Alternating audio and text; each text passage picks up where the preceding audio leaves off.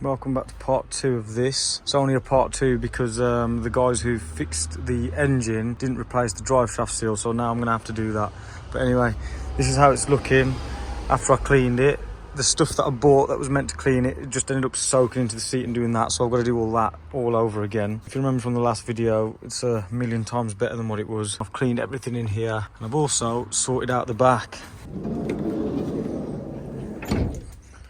So I've stripped all that crap out of here and I've painted it with floor paint and it looks a million times better. I've sorted all this out. It still stinks in here of paint, but it's got rid of the poo and rubbish smell. So today I'm going to have to learn how to change a drive shaft on this Transit because, like I say, the people who fixed it, as you can see, that's the engine there. And it's leaking, if you can make that out on the drive shaft there, and there's a drip of it, and that's the transit centre in Dudley, I believe it is, and they've told me that it wasn't leaking when they fitted the engine, but as far as I'm concerned, it's something that should be replaced.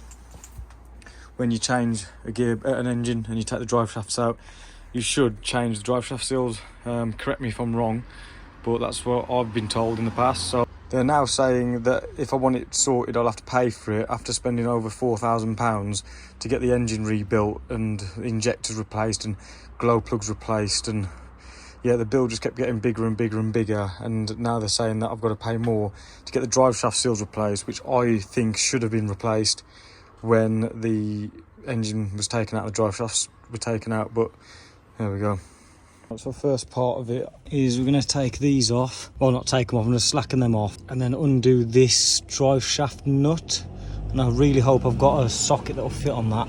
So we've got that off. I believe that stops that from coming loose over time. That was really hard to get off. I've had to put a steel pole on the end of that. This, I've just bought it and it just about fit on there, which is a bit of a nightmare, but it got it off, so that's the most important bit. I'm going to do this side first because I think it's going to be easier. There's the drive shaft. I don't think it's actually leaking on this side, but I'm going to change both of them because I know what will happen. It will just start leaking shortly. What I've got to do now is I've loosened that. I'm just going to leave that for the meantime. This has got to come off. I think it's a 21mm nut, and this one here has got to come off, and then we'll pull that out and see how to do it. I need to drain it as well, so I'm going to find something to go on that. I think the refill hole, oh there it is, right there is the refill, so I'll work that out now. So I've got this off. That is nowhere near the same colour as the stuff that I've just bought. And it's supposed to be 75W, this stuff, according to the car place. We'll take that out. It's very clean. Well, for £4,000 you'd expect them to have put new oil in, but with them guys I don't know.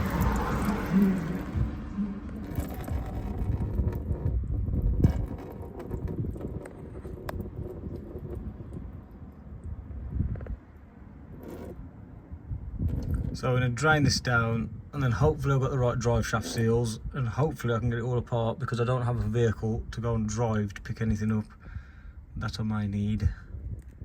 Might be unconventional, but this is how I've got that off. I jack that up onto that and then I hit the top of that down because I haven't got a bearing puller, but that's got that off.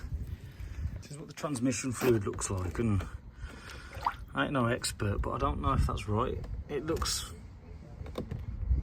too dark and it almost looks like there is bits of degraded down metal, like you can just about see a shine in it. To me, I think they've just used the old engine oil and they keep it in a vat and then put it through a sieve and then just pump it back into all the vehicles they change, which again is not good. So I've got that off.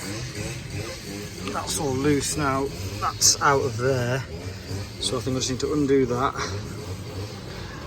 And then I'm going to try and pull that out. On this video that I watched, it said you need to take this off, but I noticed that it doesn't look like it's ever been off. And if they took the drive shafts out to take the gearbox out, That tells me that maybe you don't need to take that out to take the drive shaft out, so I'm going to try that. That has taken me over 2 hours to get that out. That is insane. I've literally tried to soak it in WD-40 and poke a hole in it to get it out. Luckily, I haven't damaged any of this. There's just a tiny scratch there, but as long as it ain't on the edges, I don't think it really matters. And that's all. It's just that corner there's a little bit rough. But that's one of them finally out. I'll give that a gentle sand down with some emery cloth, and I'll put some tissue in there so none of the dust falls in the gearbox. Can't believe that's took that long. Now I've got to tackle this side. I've got a feeling this might be easier, but we'll see. These are like the best things I've ever bought. It was literally like 17 quid. This actually helped me get the drive shaft off. I put that end, this pointy bit, in the gap and I tapped it and it just popped straight out. I am making a video at the moment about this. That's jumped its timing, I think, and the valves have knocked the rockers or something or another. That's a pending video that needs doing, but I'm still waiting on the parts. Those have arrived, but the rocker arms haven't arrived. Gotten all that apart now. I'm just gonna tie this up to the wheel arch, get it out of the way, and hope that that one's just I'm not gonna say just as easy, because it wasn't easy. A little bit easier than the other side. So this is the side that was leaking. I've got that out. That's what it looks like. Got that one out. I've cut my hands to pieces. I fucking hate these things. Right, £55 from Ford, because no other dealership would answer the phone today. I've literally phoned 6 dealerships up and not a single one has answered the phone. So here's the drive shaft seals, which Transit Centre should have replaced in my opinion, but hey ho. He's just gone and got this. Pretty sure it's all right. This is the stuff that I've got, and because it's so expensive, my dad says to return that one. I've got some 75W90, which is basically they take 2.15 litres. I think that's 150 millilitres. So I'm just going to use the 7590 that I've got here to top. Oh, there it is, flipping out. The 75W90 fully synthetic. I'm just going to top it up with that, what's left over after this. I can't see it being a bad thing, because like I've showed you already, this oil to me doesn't look correct. It smells a lot like ATF fluid. Someone just said on the transit group that people top it up with transmission, automatic transmission fluid. I mean, I'm no mechanic, as you know, but I don't think that's a sensible thing to do. And it's also very hard to get into first gear. Maybe this will help. Right, I've got this side on. Please do not judge me in the comments, because I know that's wrong. What happened was I was tapping that in evenly, and I did try and sand off that little tiny lip that I created on the bottom as much as I possibly could. I've lost my foils, because what I was going to do was file it down gently to get it with a chamfer on it so it wouldn't pinch the thing. And as I was just about to get it all the way in, and I noticed bits of black of the rubber seal was starting to push out of this corner where the nick was. So I've had to do this just to make sure it doesn't leak, because I've got to go to London in this tomorrow. Please don't judge, I know that's wrong. I know it's bad, but you can see it's going to seal a lot better than what it would have sealed. Well, it wouldn't have sealed if I'd have just left it with the damaged seal on there. Right, I'll explain what I was on about on the other side. See how that's got that little bit of imperfection there? That's where, unfortunately, where I've been hammering it, trying to get it out, I've dented this aluminium here. So what I've done on this side, because I've found the foil that I couldn't find a minute ago, and I've just filed that so it's now not got a sharp edge on it to avoid it ripping that drive shaft seal. That went in an absolute treat. Sometimes they can take absolutely hours and go in with the slightest tap. That literally went in straight away. I didn't put no RTV on this side, so don't worry, people. So I'm going to use this contraption here and put those in, and then I'm going to use the 7590 just to top it up.